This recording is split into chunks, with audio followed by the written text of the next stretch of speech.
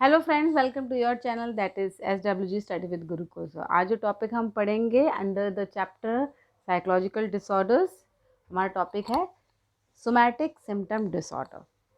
तो क्या होता है जब किसी पेशेंट ये सोमैटिक सिम्टम डिसऑर्डर से डायग्नोज होता है या सफ़र कर रहा होता है, सो बेसिकली उस पेशेंट का फोकस अपने फिजिकल सिम्टम्स पे होता है। फिजिकल सिम्टम्स जैसे कि पेन, हेडेक, हार्ट एक एंड बैक एक, मतलब ऐसे शॉर्टनेस ऑफ ब्रेथ, हाफेंगे, पैंटिंग करेंगे, then to a such level कि जिसका कॉज साइकोलॉजिकल होता है, डिस्ट्रेस होता है एंड जिसकी वजह से उनकी फंक्शनिंग में प्रॉब्लम होती है।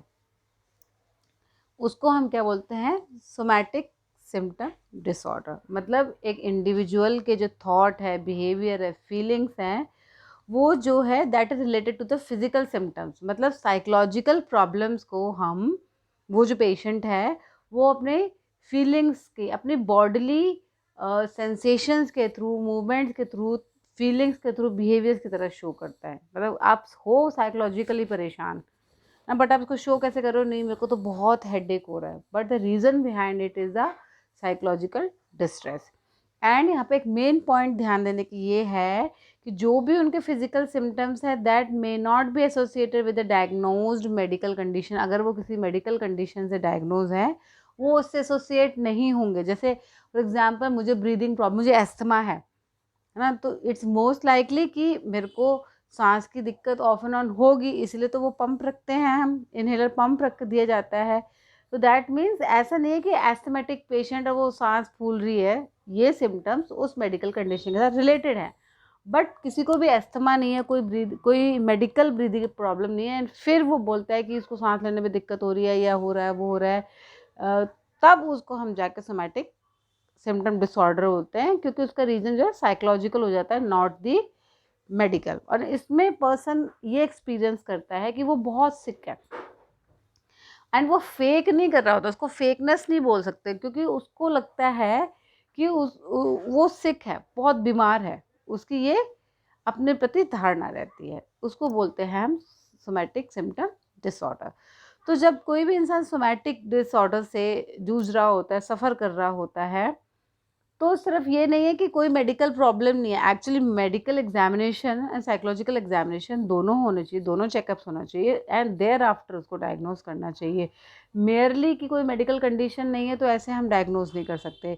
उसके जो मेन 3 एस्पेक्ट्स हैं कि उसके थॉट्स, फीलिंग और बिहेवियर को अफेक्ट कर रहे हैं to the extent that illness मतलब एक्सेसिव मतलब है कुछ नहीं, एंड वो बहुत एक्सेसिव शो कर रहा है। जैसे कि कोई हार्ट प्रॉब्लम नहीं है, वो कह रहा है मुझे तो हार्ट अटैक होने वाला है। अब हार्ट अटैक ऐसे थोड़ी ना हो जाएगा, तो कोई मेडिकल कंडीशन, कोई हार्ट कंडीशन ऐसे होनी चाहिए। मतलब जिस प्रपोर्शन में वो अपने सिम्टम्स बता रहा है वो बहुत एग्जैगरेटेड है, एक्सेसिव है and out of the proportion है, तब उसको हम सोमैटिक डिसऑर्डर बोलते हैं।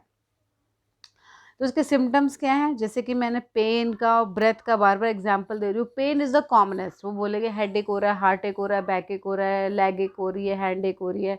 ये सब पेन्स बताते हैं, कॉमन है ना, और जिसका कोई रीज़न पता नहीं चल रहा होता, कोई मेडिकल रीज़न कि क्यों हो रहा है। MRI करा लेंगे, CT स्कैन करा लेंगे, बायोप्सी करा लेंगे, सब कुछ करा लेंगे, इवन आफ्टर दैट कॉज पता नहीं चलता। एंड शॉर्टनेस ऑफ ब्रेथ, है ना, शॉर्टनेस ऑफ ब्रेथ क्यों हो रही है? सांस की कोई दिक्कत नहीं है, हार्ट की कोई दिक्कत नहीं है, तो और कुछ वेग सिम्टम्स होंगे जैसे कि फटीग, कि बहुत थकान है, वीकनेस है। अब थकान और वीकनेस को तो कोई नाप नहीं सकता, बहुत सब्जेक्टिव सिम्टम है, तो ऐसे सब्जेक्टिव सिम्टम पेशेंट बहुत देता है, एंड वो सिम्टम्स बताएगा जो कि उसकी मेडिकल हिस्ट्री से रिलेटेड भी नहीं है, कैन नॉट बी आइडेंटिफाइड। जैसे कि हार्ट, जैसे मैंने बताया कि कोई लंग प्रॉब्लम है, हार्ट डिजीज़ है, उससे कुछ रिलेटेड नहीं होगा। अब ये सिम्टम सिंगल भी हो सकता है, मल्टीपल भी हो सकता है, वेरी भी करता है। लाइक सिंगल मतलब पेन पेन पेन बोलेगा, और मल्टीपल जैसे पेन भी हो रहा है, और मेरे को फटीग भी हो रही है, वीकनेस भी हो रही है, शॉर्टनेस ऑफ ब्रेथ भी हो रही है, एंड ये माइल्ड, मॉडरेट, सीवियर कैसा भी हो सकता है। मतलब उसकी जो सिवियरिटी है, इंटेंसिटी है, इट कैन वेरी।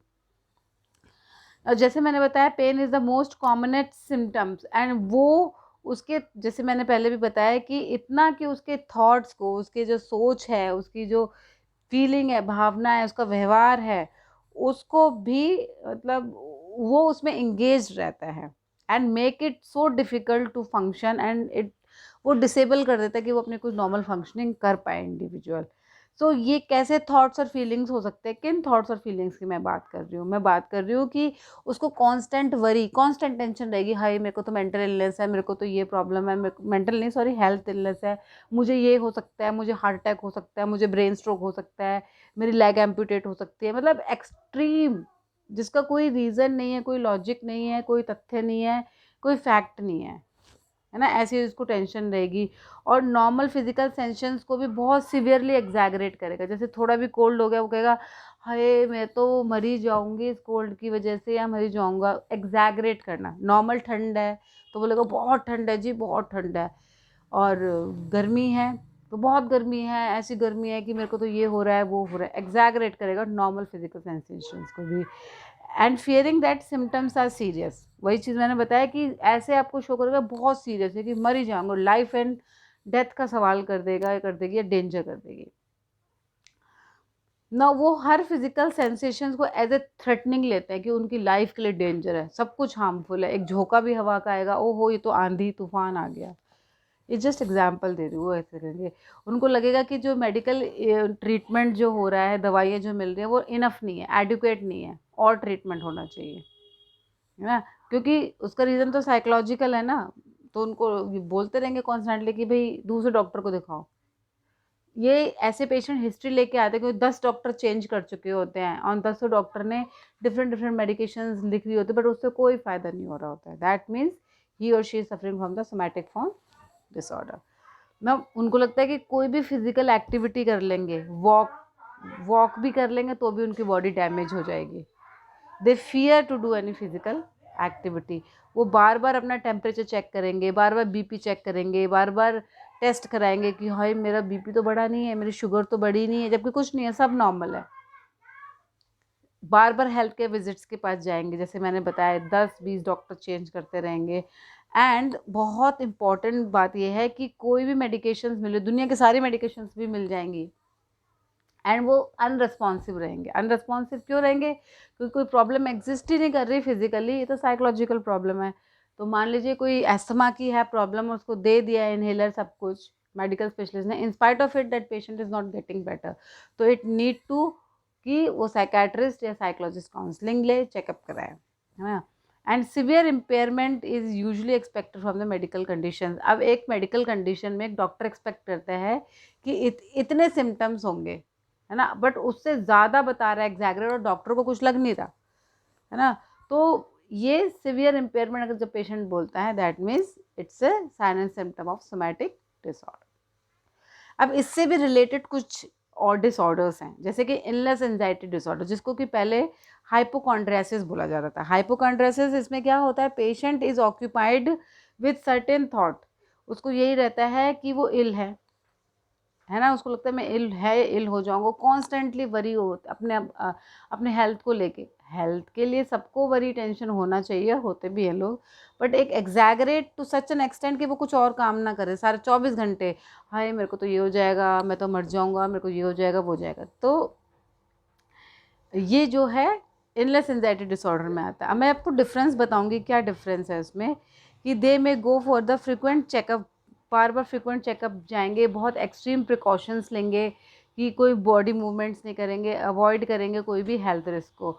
बट इसमें इसको आप सोमैटिक सिम्टम डिसऑर्डर से कैसे डिफ्रेंशिएट कर सकते हैं? इसमें ये होता है कि पेशेंट जो है कोई भी सिम्टम एक्सपीरियंस नहीं करता। That means a person with illness anxiety disorder generally does not experience symptoms, मतलब वो सिम्टम्स नहीं बताएगा कि जैसे कि अभी हमने बताया था सोमैटिक डिसऑर्डर कितने सारे सिम्टम्स, वो एक्सपीरियंस नहीं करेगा, वो नहीं बताएगा। बट ये है ऑक्यूपाइड रहेगा इस चीज़ से कि वो सिक है, और उसकी वो कांस्टेंट वरिंग चलती रहेगी।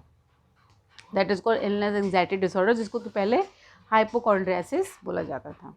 एक और डिसऑर्डर है इसी से related, that is a conversion disorder ना। कन्वर्जन डिसऑर्डर, इसको न्यूरोलॉजिकल सिम्टम डिसऑर्डर भी कहा जाता है। क्यों न्यूरोलॉजिकल सिम्टम डिसऑर्डर बोला जाता है? क्योंकि जो इसके सिम्टम्स हैं that is related with the persons perception, sensation and movement. अब परसेप्शन, सेंसेशन, मूवमेंट कैसे है मैं बताऊंगी। एंड जिसका कोई एविडेंस नहीं है, एविडेंस जैसे मैंने बताया, कोई मेडिकल बैकग्राउंड नहीं है, कोई मेडिकल हिस्ट्री नहीं है, कोई ब्लड रिपोर्ट नहीं है, कोई MRI नहीं है, कोई CT स्कैन नहीं है। जैसे कि परसेप्शन का एग्जांपल देती हूँ, द पर्सन विल फील से कि मेरा हाथ तो चल ही नहीं रहा है, उठ ही नहीं रहा, बिल्कुल पैरालाइज हो गया, नंब हो गया। दैट इज़ एन एग्जाम्पल कि ये इसकी परसेप्शन में ऑल्ट्रेशन आ गई है ना। सेंसेशन हमारी जो सेंसेस हैं वो कहेगा ब्लाइंडनेस, मेरे को कुछ दिखाई नहीं दे रहा, मुझे कुछ सुनाई नहीं दे रहा, मैं तो बोल ही नहीं पा रहा, मुझे कुछ फील नहीं हो रहा मुझे। तो ये एग्जाम्पल है कि सेंसेशन का। Movement, they will have trouble walking, वो चलेंगे नहीं, वो कहेंगे चलेंगे तो मेरे पैर टूट जाएंगे, मुझे फ्रैक्चर हो जाएगा, ऐसे उनके वो रहेंगे, इसलिए वो मूवमेंट नहीं करते हैं। एंड ये जो सिम्टम्स है दे कम सडनली, अचानक से आते हैं। And they can last long, मतलब लंबे टाइम पे भी चल सकते हैं। And they go away quickly as well, अभी आया अभी भी जा सकता है। And they can last long also. And देखा गया है कन्वर्जन डिसऑर्डर के साथ जो है मोस्टली पीपल एक्सपीरियंस डिप्रेशन और anxiety disorder. Next is the fictitious disorder. Sorry मैंने यहाँ पे स्पेलिंग मिस्टेक कर दी है, FI की जगह FA होना चाहिए था। So in this disorder what happens is, here people, जैसे कि नाम से पता चल रहा है, हेयर पीपल आर प्रोड्यूसिंग और फेकिंग मतलब बहानेबाजी कर रहे हैं, और फिजिकल और मेंटल इलनेस, जिसमें एक्चुअल कोई सिकनेस नहीं है, ना साइकोलॉजिकल है ना मेंटल है। मैं इसलिए बता रही हूँ रिलेट करके, ताकि ये चीज़ यहीं क्लियर हो जाए। And they are not really sick, और जो कोई छोटी सी माइनर प्रॉब्लम होगी ना उसको वर्स करके शो करेंगे, है ना। दैट मीन्स वो इंटेंशनली की जा रही है, विद उनका कुछ उसमें पीछे वो होगा, फ़ायदा होगा, इसीलिए वो ऐसा कर रहे हैं। जैसे फॉर एग्जांपल छोटे बच्चे कर देते हैं ना कि स्कूल नहीं जाना तो पेट में दर्द हो रहा है, मम्मी ने बोला अच्छा पेट में दर्द हो रहा है नहीं जाना, तो they learn it from there. तो ये होता है fictitious disorder, in which person self creates an illness, खुद से इलनेस क्रिएट कर दिया, या फिर दूसरों में भी क्रिएट कर सकता है कि उसको प्रॉब्लम है, उसको पेट में दर्द है, उसको सर में दर्द है, जिसको बोलते हैं fictitious disorder imposed on another, है ना। वो ऐसा क्यों करते हैं कि कुछ बेनिफिट मिल जाएगा या ऐसे, from the situation they create, तो इसको बोलते हैं फिक्टिशियस डिसऑर्डर। तो friends these were some disorders related with the somatic form disorder. It is an important topic from exam point view as well, क्योंकि इसमें 2 to 5 मार्क्स की short questions आ जाते हैं। आई होप मैं आपको टॉपिक क्लियर कर चुकी हूँ। अगर आपको मेरी वीडियोस अच्छी लगती है, नॉलेजेबल हैं, आप शेयर कीजिए, सब्सक्राइब कीजिए अपने फ्रेंड्स के साथ, बताइए ताकि वो भी सीख सकें। एंड जुड़े रहिए मेरे साथ, मिलते हैं नेक्स्ट वीडियो में, तब तक के लिए बाय बाय।